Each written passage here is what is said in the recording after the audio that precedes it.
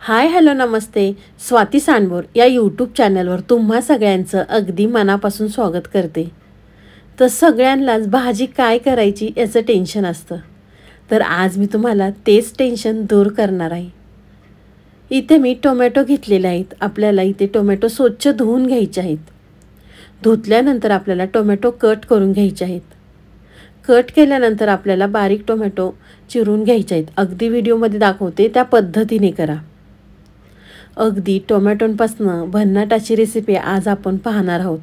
अगदी व्हिडिओ शेवटपर्यंत पहा. नक्की आपण ह्या रेसिपीमध्ये काय काय वापरणार आहोत. तर इथे पाहू शकता तुम्ही मी टोमॅटो बारीक कट करून घेते.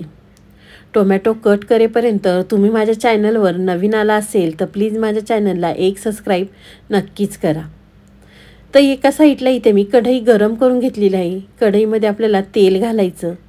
तेल गरम झालं की अर्धा चमचा मोहरी, अर्धा चमचा जिरे घालायचे आणि तेलामध्ये व्यवस्थित आपल्याला तडतडून घ्यायचे आहेत. जिरे मोहरी तडतडली की इथे मी 7 ते 8 पाकळ्या लसूण बारीक कट करून घेतला होता. लसूण घालायचा. लसूण लाल झाला की कढीपत्ता घालायचा आहे. कढीपत्ता तेलामध्ये तडतडला की इथे मी मीडियम साईजचे 2 कांदे कट करून घेतले होते. कांदासुद्धा आपल्याला व्यवस्थित परतवून घ्यायचा आहे. तर पाहू शकता तुम्ही इथे मी कांदा छान व्यवस्थित परतवून घेतला आहे. कांदा परतला की काय आपल्याला मसाले ॲड करायचे आहेत. इथे मी चवीनुसार मिरची पावडर घातलेली आहे.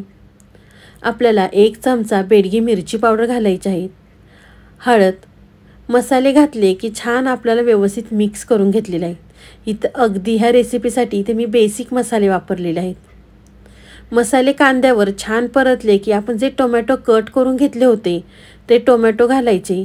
चवीनुसार मीठ घालायचं आणि छान व्यवस्थित मिक्स करून घ्यायचं आहे. तुम्ही अजूनपर्यंतसुद्धा व्हिडिओला लाईक केलं नसेल तर प्लीज एक लाईक करा. साईडचं बेल आयकॉनसुद्धा प्रेस करा म्हणजे तुम्हाला माझे असे नवनवीन व्हिडिओ पाहायला मिळतील. तर पाहू शकता इथे मी टोमॅटो छान व्यवस्थित मिक्स करून घेतले. मिक्स केल्यानंतर आपल्याला झाकण ठेवायचं आहे आणि टोमॅटो छान व्यवस्थित आपल्याला शिजवून घ्यायचा आहे. तर आपण झाकण काढून पाहूया. टोमॅटो छान अगदी व्यवस्थित शिजलेले आहेत.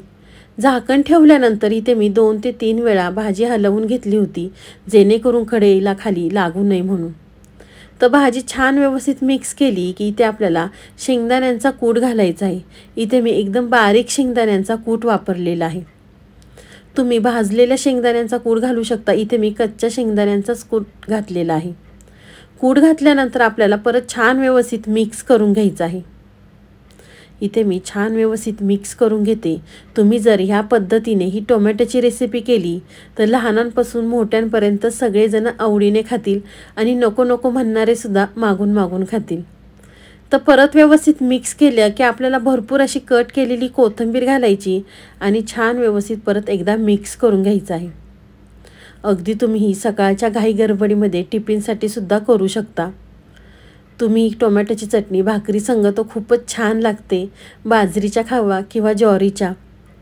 तर तुम्हाला माझी आजची रेसिपी कशी वाटली मला नक्की कमेंट बॉक्समध्ये सांगा. व्हिडिओ आवडला तर व्हिडिओला लाईक, कमेंट, सबस्क्राईब करायला विसरू नका. तुम्ही माझा व्हिडिओ कुठनं पाहता ते सुद्धा मला नक्कीच कळवा.